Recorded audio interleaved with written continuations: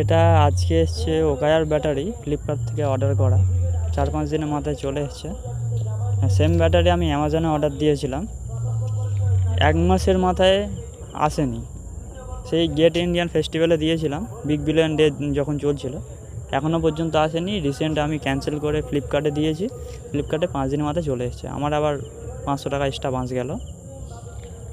আর নিয়েছি এটা 7,300 টাকা, ওটা অ্যামাজনে ছিল, সেটা তো আসেনি, বাধ্য হয়ে আমাকে 7,800 দিয়ে কিনতে হয়েছে। এটা SBI ক্রেডিট কার্ড দিয়েই পে করা।